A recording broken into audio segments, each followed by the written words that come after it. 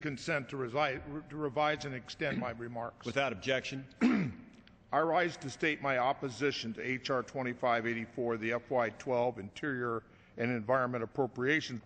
But before I state the reasons for my strong opposition, I want to again recognize Chairman Simpson, Ranking Member Moran, and their staff for all the hard work that was necessary to put together the FY12 Interior and Environment Appropriations Bill.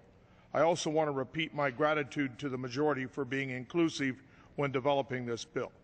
That being said, however, the low allocation foisted on the Interior Subcommittee made it impossible to develop a bill that is responsible and reasonable. So it is no surprise that the resulting bill will harm the environment and our ongoing efforts to preserve America's natural heritage. Two key examples of this potential damage are that the bill includes the lowest level of spending in the Land and Water Conservation Fund in more than 40 years, and funding levels for EPA not seen in more than a decade. Overall, the allocation for the bill is 7% below the amount enacted in the current year, a level that will have a negative impact on our natural resource agencies and on the Environmental Protection Agency. After the EPA took a substantial cut of 16% in the current fiscal year, 2011, the Republican majority is now proposing a further reduction in the agency's budget of 18%. You add that together, it's a 34% reduction in just this year.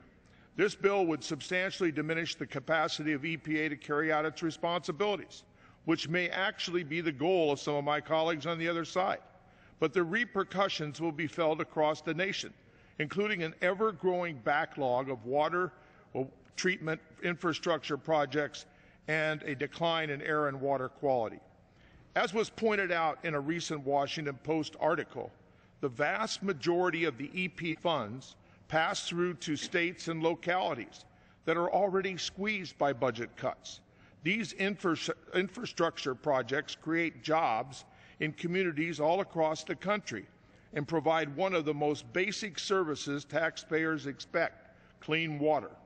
The Bush administration's EPA administrator estimated that there was a $688 billion nationwide backlog of clean water infrastructure projects, and that total is even larger today. That backlog will not disappear if we just ignore it. But as we have seen in so many cases this year, the majority has decided to push this problem further down the road.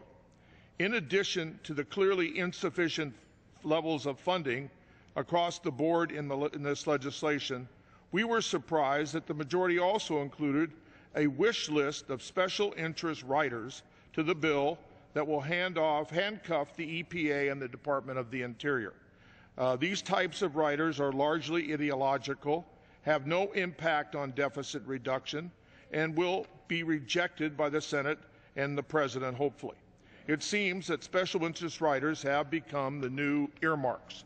This bill will, and I support earmarks, this bill was made even worse when the majority adopted more special interest riders with amendments that were approved at full committee.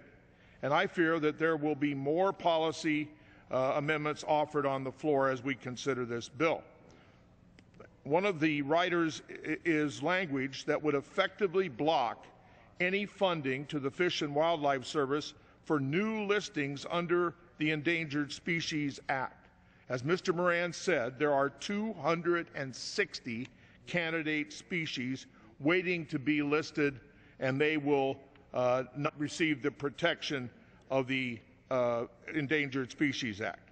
Here is the situation that Fish and Wildlife Service.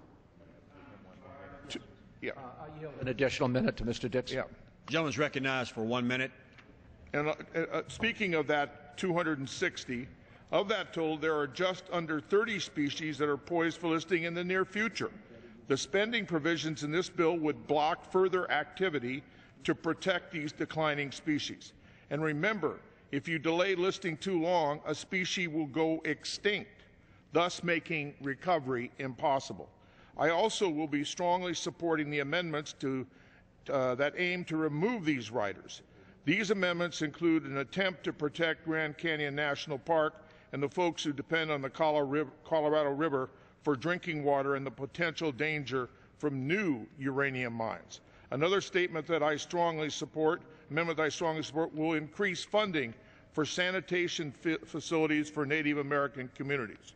In closing, I do want to reiterate my praise expressed at subcommittee mark for Mr. Simpson, Mr. Moran, Mr. Cole, and other subcommittee members for the funding levels for programs serving American Indians. It is gratifying that the subcommittee bipartisan commitment to tribal programs forged over the last few years has been continued by the new majority. Has expired.